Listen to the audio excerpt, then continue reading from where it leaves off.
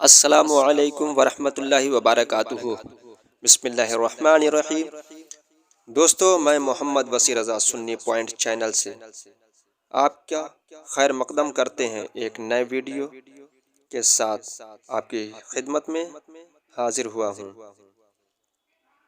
دوستو، خاندان بنی امیہ کا مشہور بادشاہ ولید بن عبد الملک سن 86 ہجری مطابق سن 705 عیسوی میں تخت نشین ہوا۔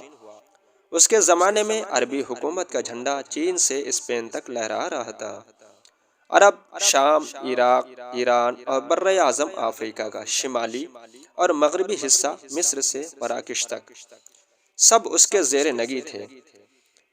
عرب تاجر دنیا کے کونے کونے میں پھیل کر ایک طرف تجارت کو فروغ دے رہے تھے اور دوسری طرف اسلام کی تبلیغ کا فریضہ بھی انجام دیتے تھے۔ اسی زمانے کی بات ہے کہ لنکا میں ایک عرب سوداگر کا انتقال ہوا۔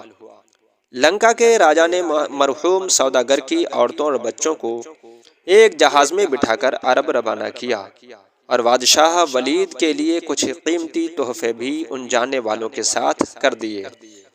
جب جہاز دیبل آج کے کراچی کے سامنے پہنچا تو سندھ کے لٹیروں نے جہاز لوٹ لیا اور عربی عورتوں کو گرفتار کر کے اپنے ساتھ لے گئے۔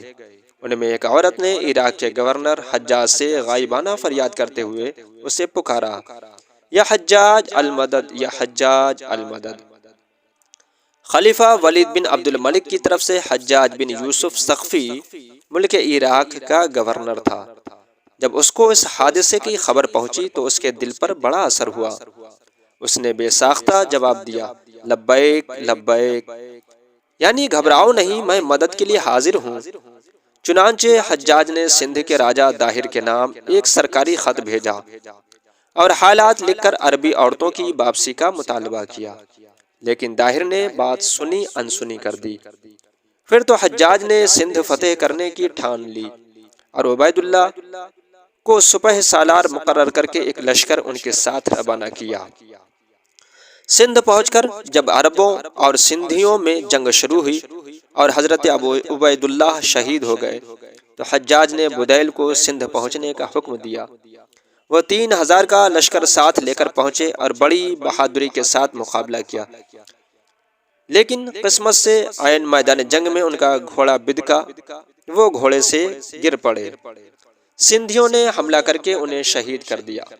جب حجاج کو اس کی اطلاع ہوئی تو اسے بڑا صدمہ ہوا۔ اس نے اپنے نوعمر چچا زاد بھائی محمد بن قاسم ثقفی کو 6000 فوج دے کر سندھ روانہ کیا۔ محمد بن قاسم نے پہلے دیبل فتح کیا، یعنی کراچی کو، پھر آگے بڑھتے گئے یہاں تک کہ خود راجہ داہر فوج لے کر مقابلے پر آیا۔ اسلامی لشکر اور سندھی فوج کے درمیان خوب گھمسان کی لڑائی ہوئی۔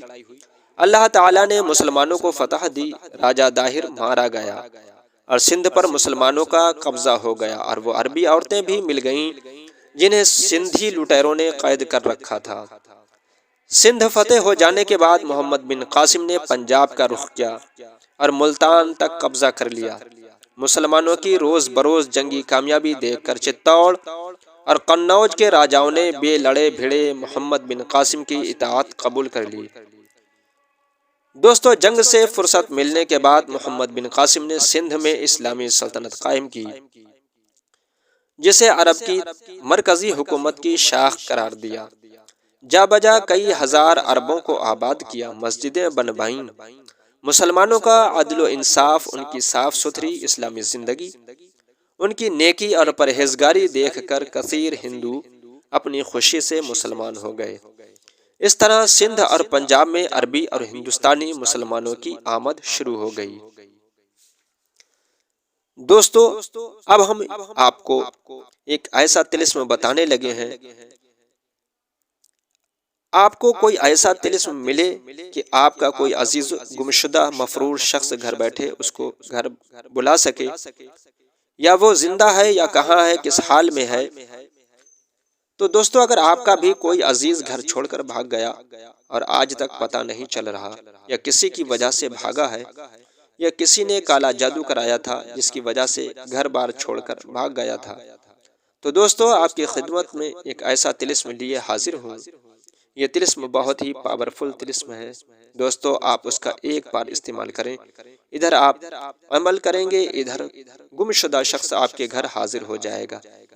وہ طلسم یہ ہے، اس کا اخراج کرنے کا وقت تاریخ 14/2/2024 2:01 پر یعنی PM بروز بدھ کو ہوا ہے۔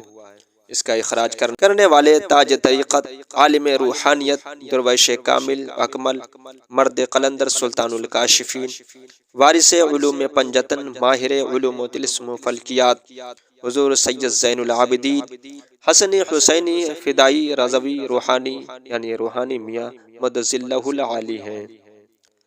اگر آپ اس کا استعمال کرانا چاہتے ہیں تو عامل حضرات یا جو عمل کرنا چاہتے ہیں اس کا اس کانٹیکٹ نمبر پر کانٹیکٹ کر کے استعمال کرنے کا طریقہ اور اجازت لیں، انشاءاللہ آپ ہمیں دعائیں دیں گے۔ کانٹیکٹ نمبر 9760481133 ہے۔ خدا حافظ، فی امان اللہ۔ اللہ تعالیٰ آپ سب کو خوش اور آباد رکھے۔ اللہ تعالیٰ آپ سب کو دونوں جہاں کی بھلائیاں نصیب فرمائے۔ اللہ تعالیٰ آپ سب پر رحم و کرم اور فضل فرمائے، قرض اور مرض سے نجات عطا فرمائے۔